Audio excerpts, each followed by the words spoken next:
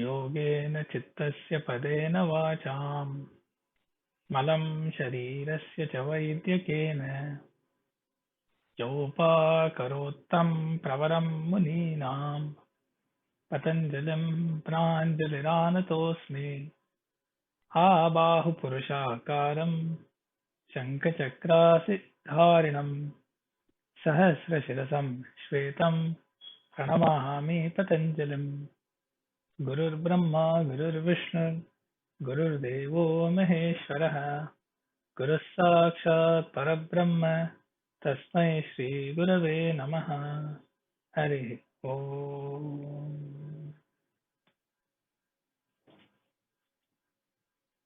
In the previous session,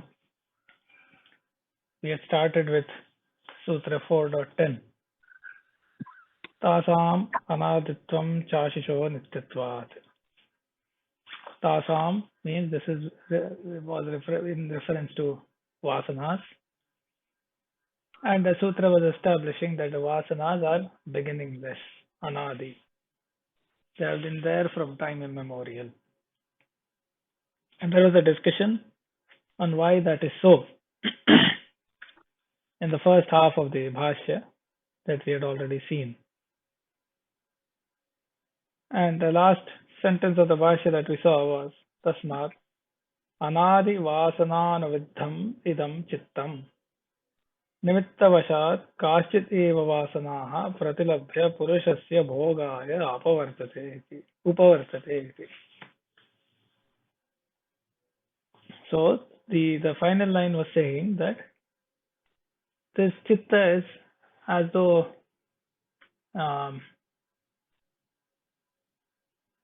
etched, so to say, etched with several beginningless vasanas, and depending on the nimittam, which means the triggering cause, only some of the vasanas having taken hold of those vasanas, chitta gets engaged for the bhoga, that is the experiences of the Purusha. So once again, the chitta is such that it is etched with vasanas, full of vasanas from time immemorial, depending on the certain triggering causes. Only some of the vasanas are taken hold of, are activated, or are made manifest. And taking those in, so to speak, the manifested or active state, the chitta then begins to function. And all of this is for the bhoga of the Purusha. Kāśiṣo eva vasanaha pratilabhya purushasya bhogāya upavartate. So this is the point until which we saw in the previous session. Now we continue the commentary or the bhashya of Vyasa. Now, sort of incidentally, while we are while we touched on the constitution of the chitta being anadi vasanānuviddham, so being etched with vasanas from time immemorial, there is some discussion of the nature of the chitta that sort of comes incidentally in this context. So that is what we see next.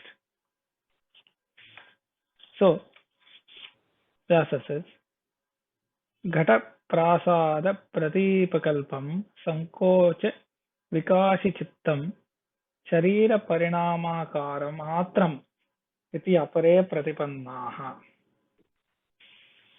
So he puts forth the sort of the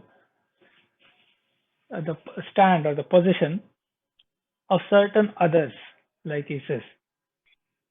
And the certain others has been discussed by different commentators as to is it Jainas, is it Sankhyas, etc. So there is some discussion around it. But what Vyasa is saying is, Ghata prasada pradepa kalpam sankocha vikashi chittam. So just like a lamp and the light of the lamp Actually, the light of the lamp. The light of the lamp in the pot, or a light of a lamp in a huge palace, mansion, or a large hall. The light on its own will shrink or grow based on the space available. Similarly, the chitta also is sharira parimanakara matram, means the dimensions of the chitta. Parimana means the size, so to speak, the dimensions. The dimension of the chitta is same as that of the sharira, or the embodiment in which the chitta is. So the chitta of a mouse is the size of a mouse, so to speak. The chitta of an elephant is the size of the elephant. So sharira parimanakara matram. So this is what is known as Shastra as madhyamakara. Infinitesimally small is known as anu. All pervading, infinitely large is known as vibhu. And anything in between is called madhyamakara. So here Vyasa is putting forth for discussion this question. So certain others, they say that the chitta is sharira parimanakara matram. Further he elucidates that stand. He says tata cha antarabhavaḥ saṅgṛhītatvādeṣāmabhāve yukta iti. And therefore those others say that antarabhavaḥ, the existence in the sense of when the between births, when the transmigration is, so to speak, is happening, there is the existence in the form of a sukshma body, or in the form of a ativāhaka being carried across. This is okay as per that stand. The chitta then accordingly will grow or shrink, and that is how it all works out. So this same point is explained as purvottara sharira grahanayoho yad antara. So the gap, the period between giving up the previous sharira of the previous birth and assuming the new body of the new birth. So the gap in between tatra bhavaḥ ativāhika bhavaḥ ityartha. So in the period in between, it forms a certain body known as ativāhika, means carrying from one to the other. So that is how it fits as per that position. Now Vyasa puts forth the position of the Yoga Shastra. He says, Vrittireva asya vibunah chittasya sankocha vikāsini nityatvāt.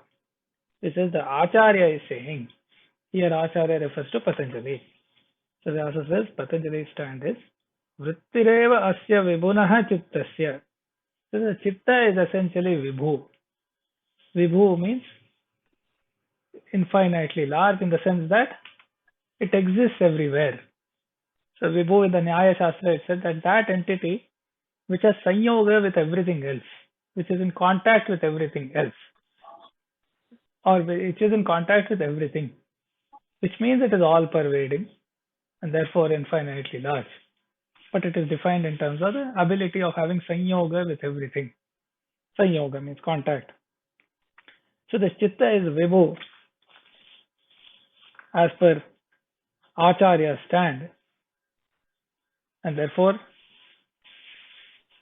all pervading.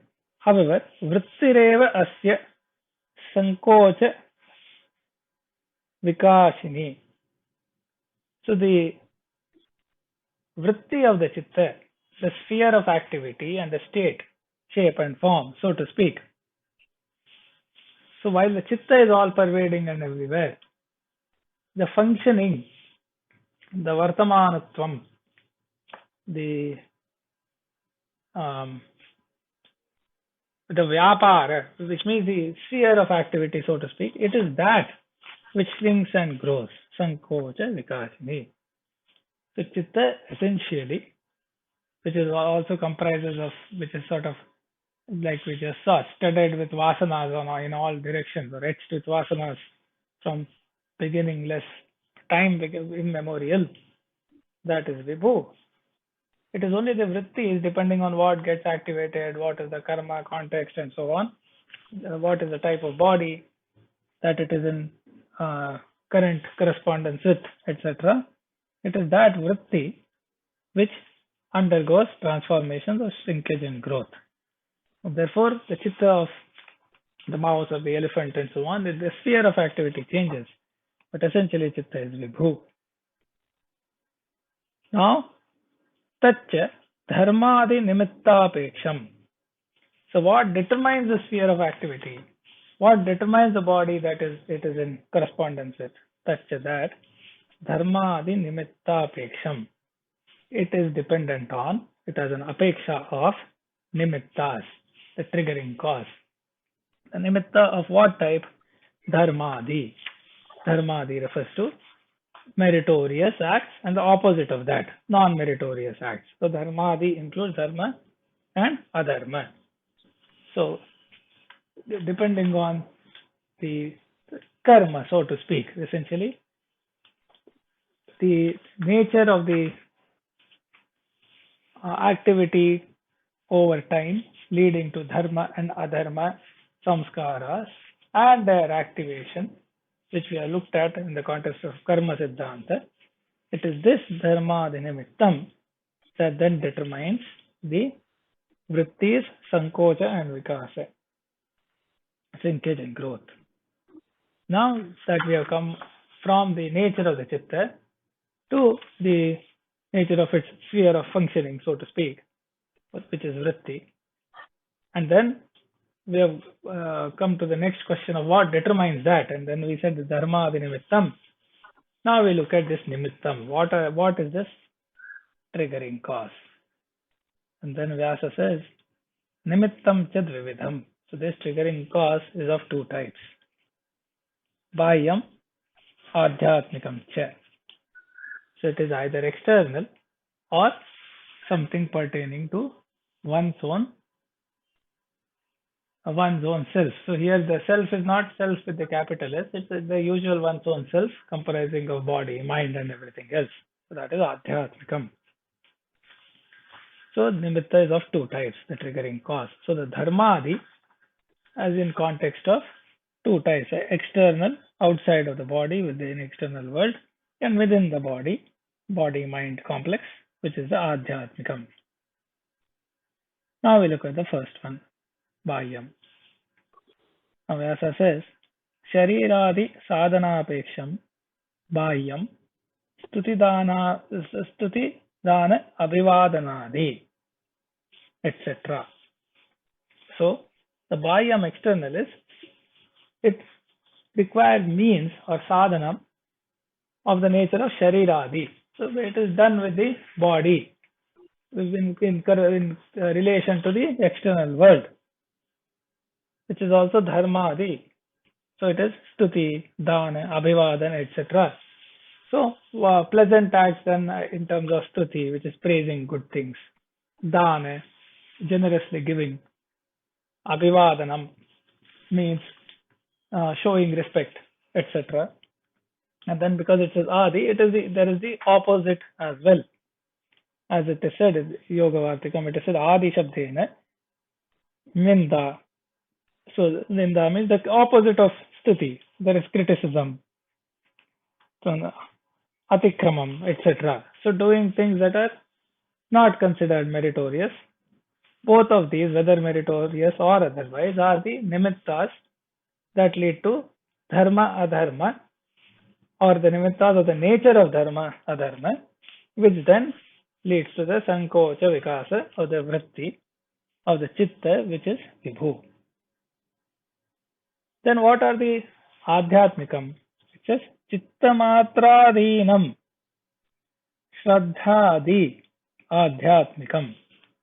So those things that are adhina, that depend on or are with respect to only the chitta. What are those things?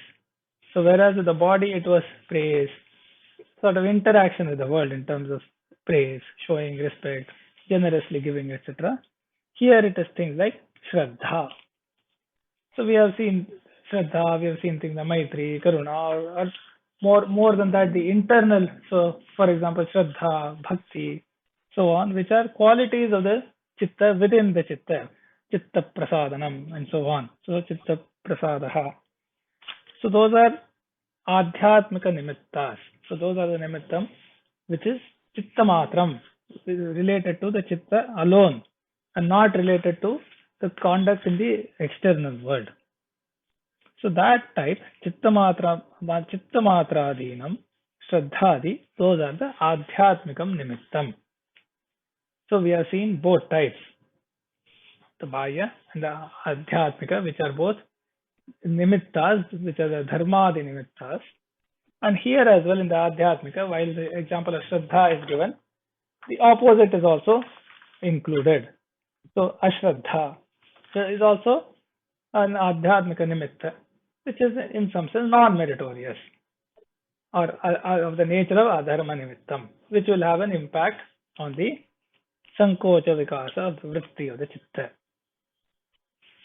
So, after that, Vyasa quotes, it says, Tathacha Uktam, elsewhere it is said, Ye cha ete maitriyadayah dhyayinam viharaha te बाह्य साधन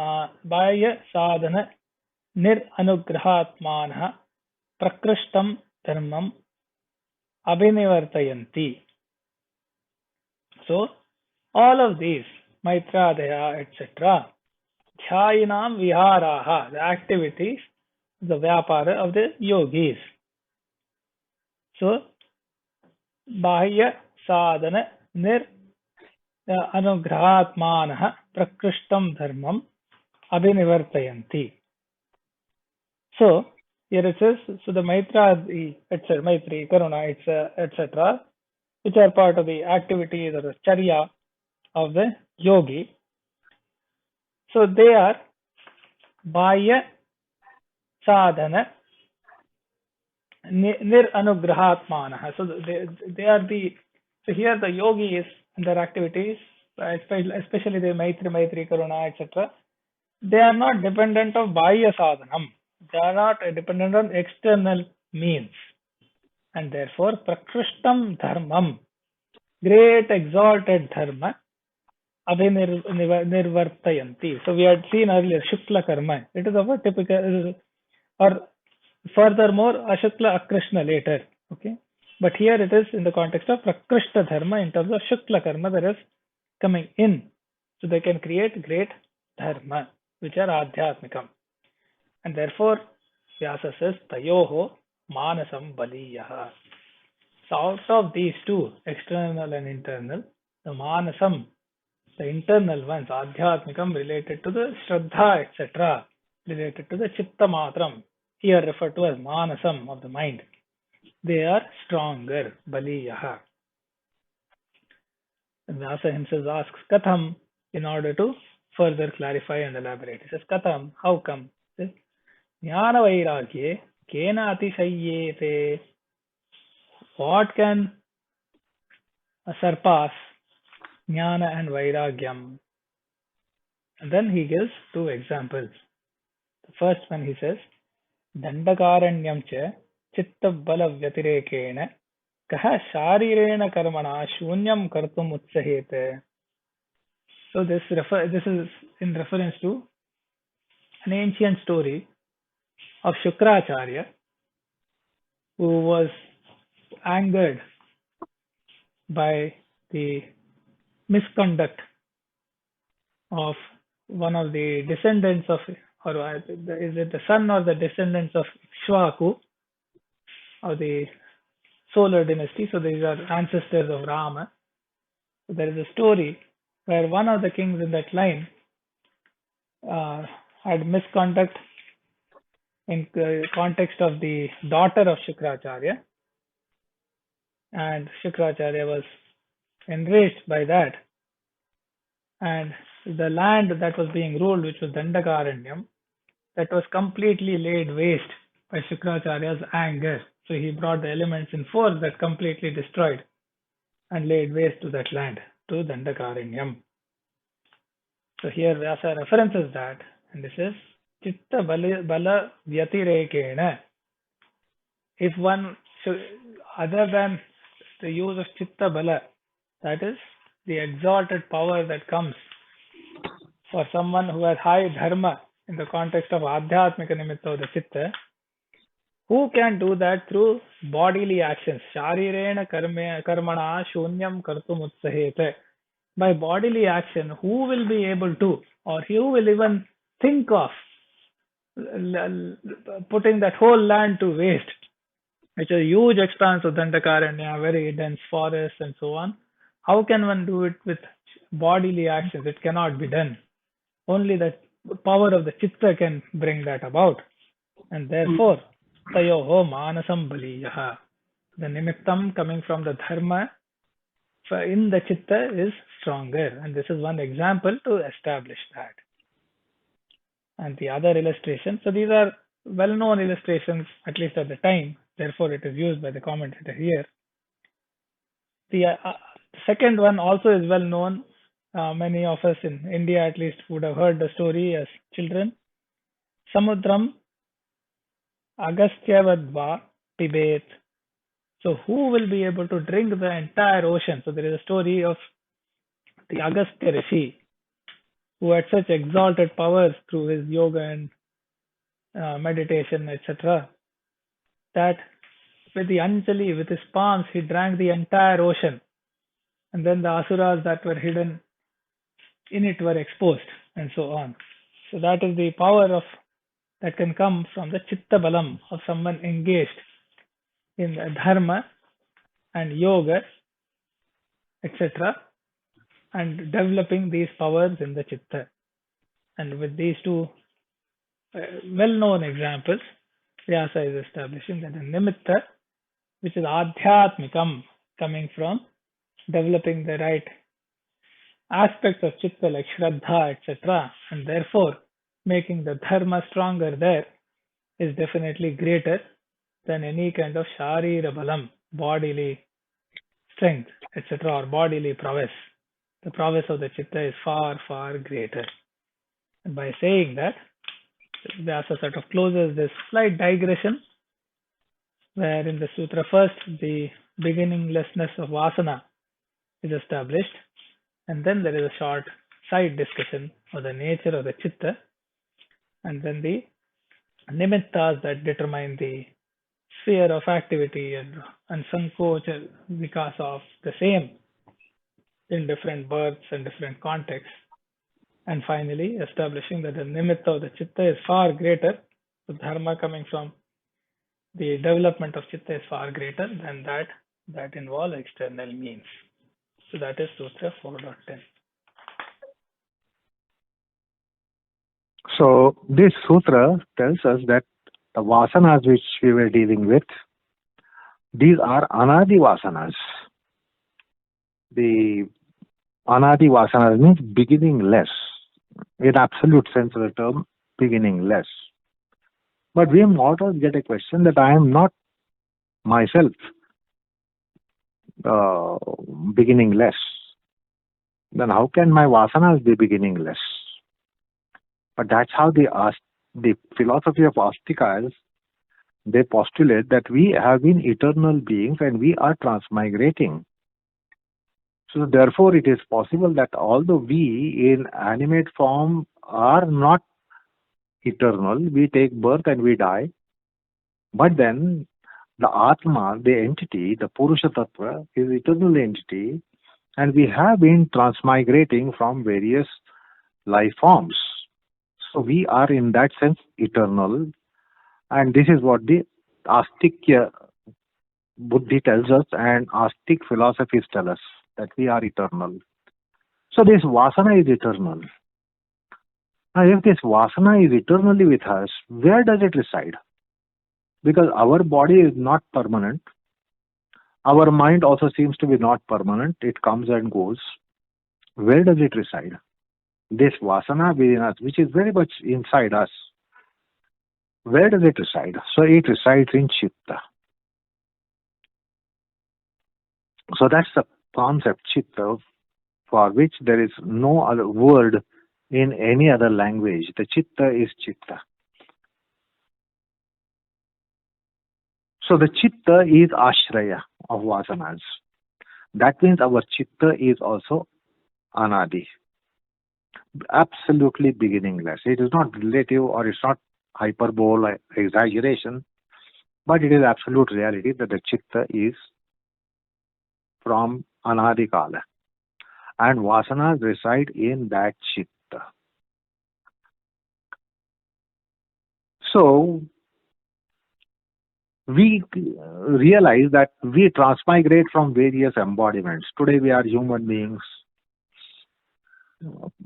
Probably we were ants and tiny creatures, or we were elephant-like huge creatures, blue whale, elephant, etc., etc. So our manifestations are changing in dimensions. Sometimes we are tiny, microscopic life forms, and sometimes we are huge life forms. So, what is this really chitta, dimension of it? Is it anu or is it vibhu? So, there are certain philosophies which postulate that it is anumatram. Chitta is anumatram. This is the stand of the Naiyayikas in Orthodox philosophical system, and the Mimamsakas hold that it is vibhu, it is all pervasive. So there is a third position here between infinitesimally finite to infinitely infinite, all pervasive. So that is called Madhyama Parimana. So Patanjali has the position that it is Madhyama Parimana. What is this? How it should be understood? Like you heard the example just now, which is given by Vyasa, like a lamp. When the lamp is lit in a small container, the light is limited to that container. The light doesn't go beyond the container, small pot. So if the deepam, the light is in the pot, small pot, the light will be limited to that pot. It won't go out. But the same light, you keep it in a mansion, it would be illuminating the whole room or whole mansion. So that's how the light is. If you put the lamp in a delimited area, small area like a pot, it is only limited to pot size. But if you put it in a room, it is room size light. So that's how the light is, and that's why he has brought the example of deepam. And that is how the chitta is. Our chitta can get into the chitta of an embodiment such as a tiny ant or even a smaller creature. It has no difficulty to enter. The same chitta will enter huge life manifestations such as elephant or even larger than elephant or blue whale, etc., or larger than blue whale. So that is how the chitta is. It has that sankocha vikasa dharma, like the lamp, which we took the example. It has sankocha vikasa dharma. If you put it in a pot, there is a sankocha. The light is limited to pot. And if you keep the lamp outside in a room, large room, the light spreads in the room. If you keep it in a large mansion, it will spread all over the mansion. So therefore, there is no problem in our chitta getting into ant on account of our karma phala. We can get into the ant and our chitta enters without any problem. If it has to enter embodiment of large creatures such as elephant and blue whale, it has no problem. It can enter there too. So this sankocha vikasa aspect happens.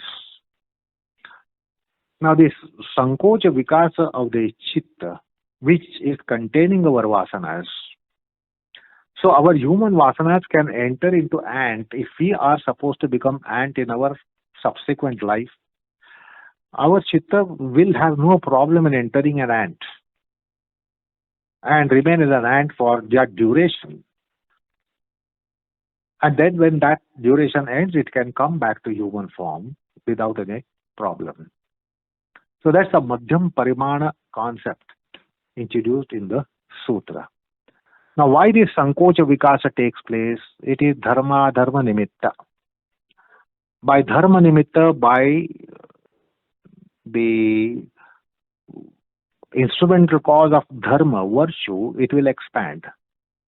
And with the instrumental cause of Adharma, Papa, it will shrink. So our consciousness will evolve and devolve depending upon karmas. If we have done karmas which qualify us to go to become a small creature or an ant, we get in there with no problem, and then we can come out of it. If it enters elephant, it will enter the elephant with no problem. It will come back. So it is maintained intact. So our chitta is maintained intact despite the delimitation of the embodiment. So it devolves because of the adharma nimitta, and it evolves because of the dharma nimitta. So these are two nimittas which are mentioned, why we devolve and why we evolve. So today we are human beings, but if we go to subhuman species, we are devolving. So there is no problem, we will devolve. It is because of our karmas that we have committed certain karmas which entail that we should be subhuman beings in our next life. And then suppose we have baggage of virtues, we can be going to celestial forms as well and again come back. So therefore our vasanas are going to be intact because they are containing in the chitta, and the chitta is of such a nature that it can expand and contract like the lamp. Lamp has no problem. If you keep it in a pot, it has no problem, it doesn't complain. If you bring the lamp out of the pot and keep it in a room, it is not a kind of facility for it. It doesn't rejoice, having come out of the pot and now illumining the whole room or illumining the whole mansion. The lamp is lamp. Similarly, our chitta, which contains vasanas, can transmigrate according to the karma phala, and it will be intact. And this happens because of dharma nimitta. Dharma nimitta and adharma nimitta, these are the things which really work for manifestation of vasanas, superior or inferior, sublime or ignoble, etc., etc. Now, these nimittas are bahya. The dharma adharma is either bahya or abhyantara or adhyatmika. The bahya is explained, as you heard just now, sharidadi sadhana peksham, stuti dana abhivadanadi. So these are meritorious acts. That if you are praising a praiseworthy person, it's a meritorious thing.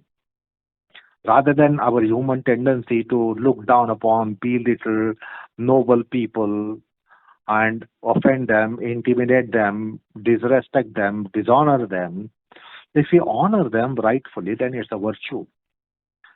So how do we do it? We do it with our oral organ. That means the body is needed. It is sharira sapeksha. Danam is to gift away. That's a meritorious deed. How do we do it? We do with our motor system.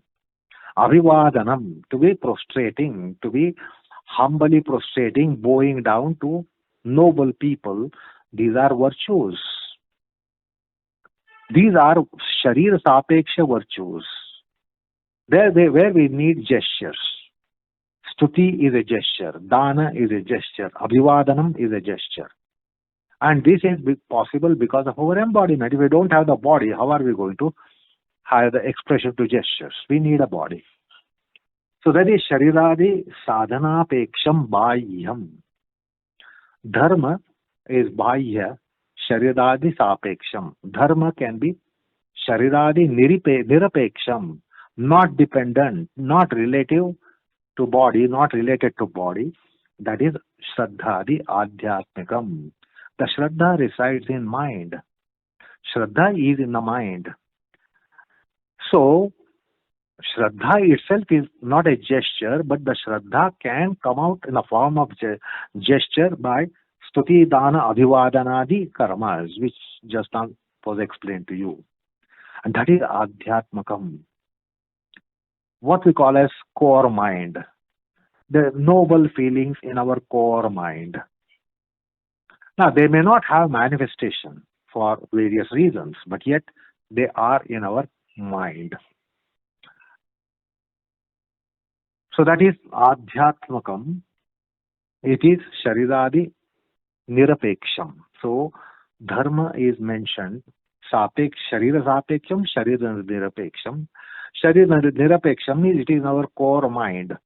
It is deep inside our mind, and that is adhyatmikam. Similarly, adharma can be there.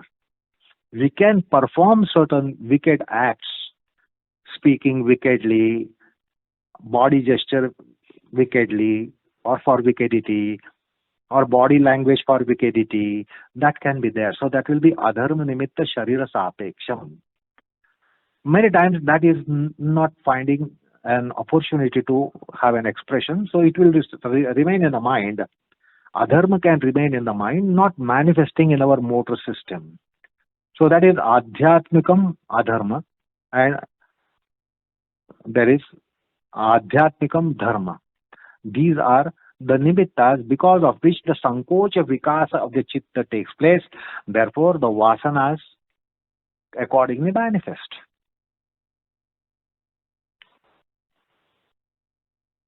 So, that is another point mentioned here. So, he gives example finally. Katham jnana vairagya kena atishayyete. How is it that the mind or the dharma in the mind is said to be more powerful than dharma manifesting? What is Shrestha? The one that is Adhyatmic is Shrestha. And he gives beautiful two examples which come in Puranas, which you just now heard. Shukracharya was Acharya of Asuras, the demons. So he was the Acharya, he was Guru to demons. Now what is demonic nature? Anger, lust, greed, etc., etc. The brute potential is completely evolved, totally evolved in Asuras. And he was their Acharya, Shukracharya.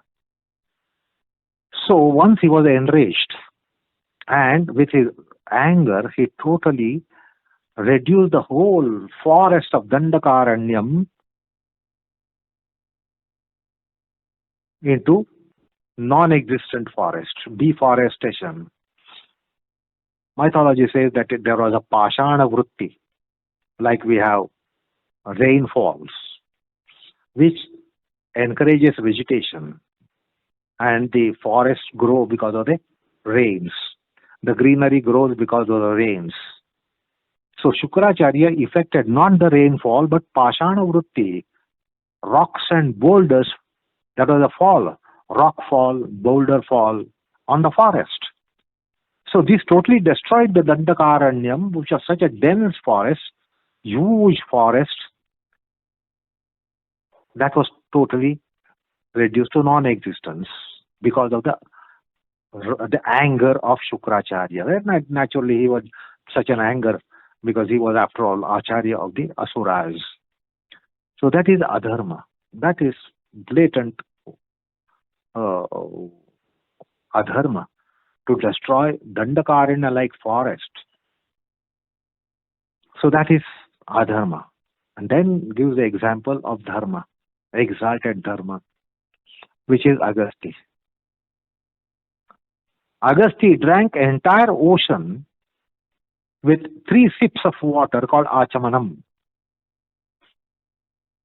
And those demons who were hiding in the water got exposed. And naturally, measures were taken by devas against them. They were hiding in the oceans. So Agastya, with his enormous virtue baggage, could do something like superhuman act, super normal act of consuming the whole ocean in 3 sips. And therefore, the demons who were hiding got exposed, and then, of course, they were vanquished by the devas.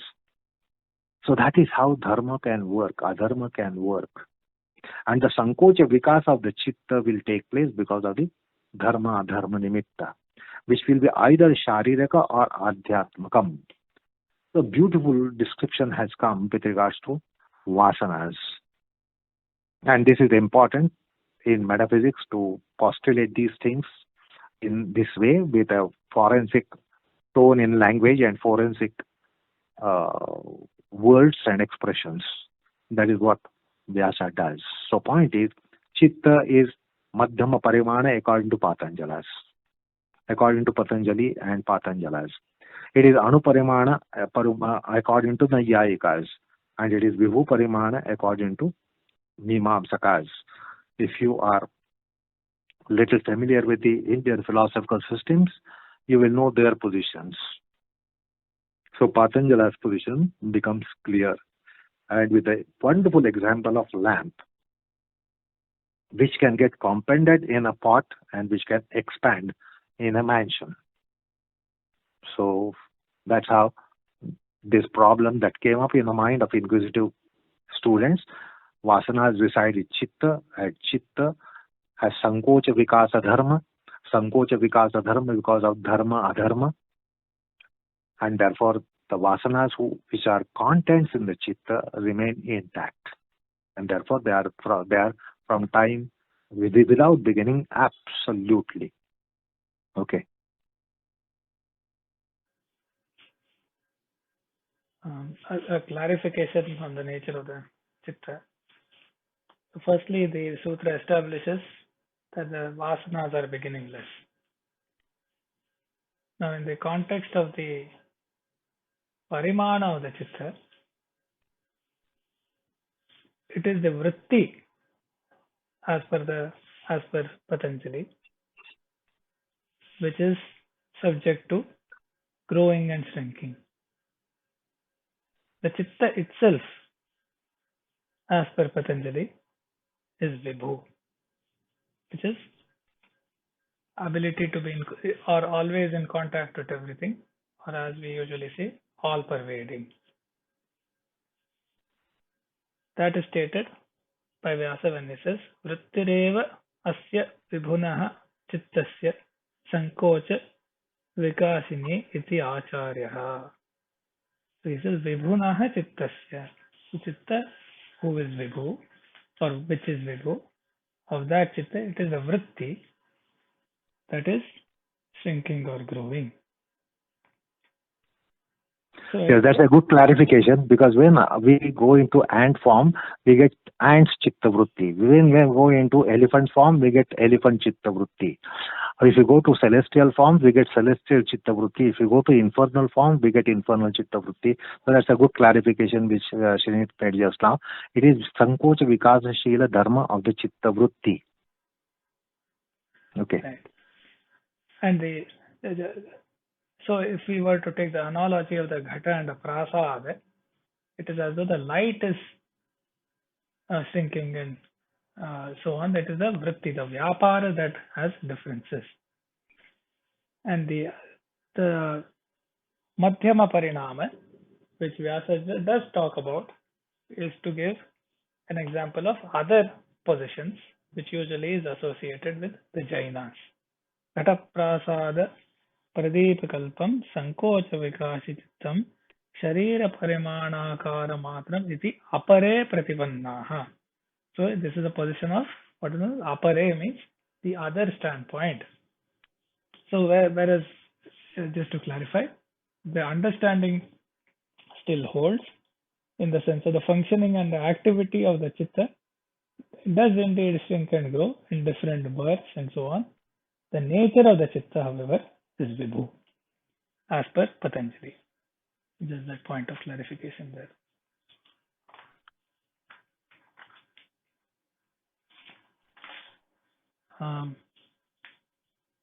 So next sutra is quite interesting because in Sutra 4.10, where Patanjali and Vyasa established that the vasanas are anadi, from time immemorial, beginningless, then one would wonder how will that all that come to an end?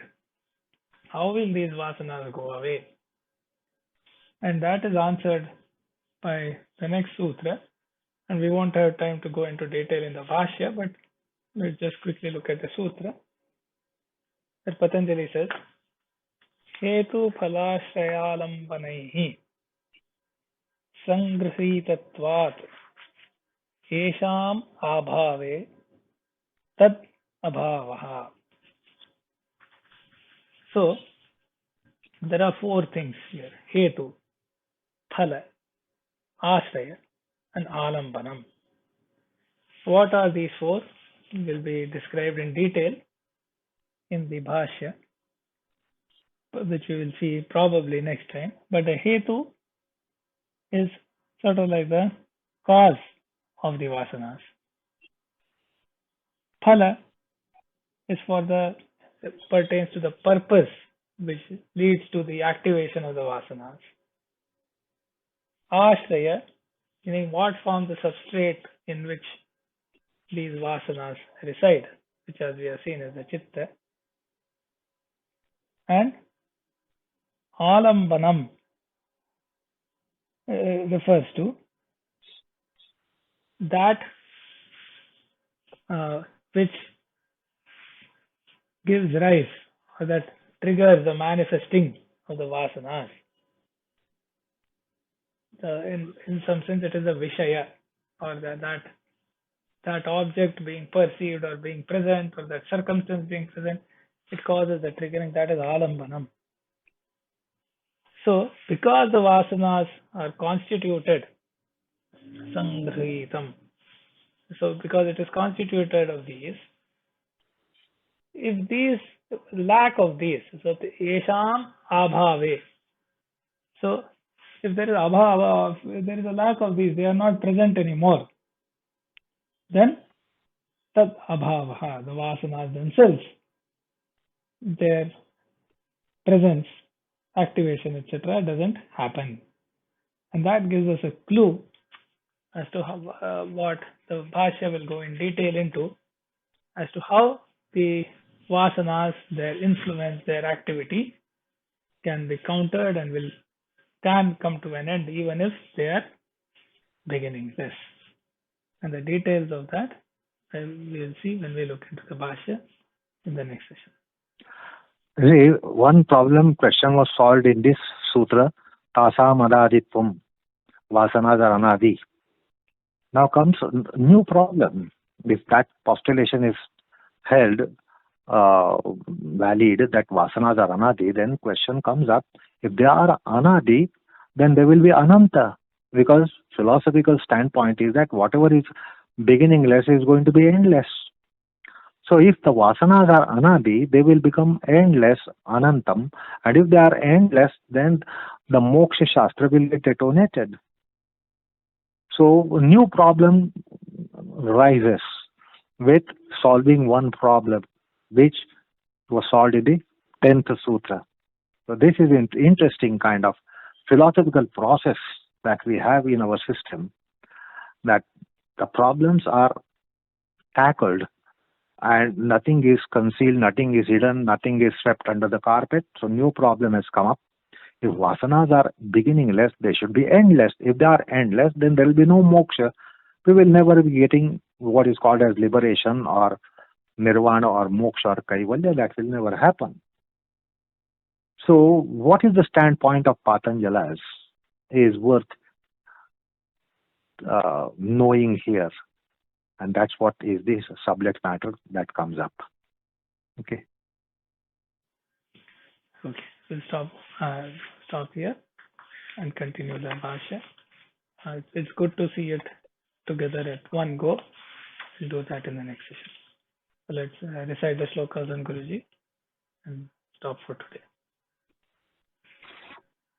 वैज्ञानिकं प्रवक्तृत्व आसनेषु कलाविदं योगाभ्यासे च तत्त्वज्ञं वन्देऽहं सुन्दरं गुरुं योगवृक्षो हि लोकेऽस्मिन् यत्प्रेरणेन वर्धितः योगाचार्यगुरो तुभ्यं सुन्दराय नमो नमः. Thank you. Namaskar, all of you.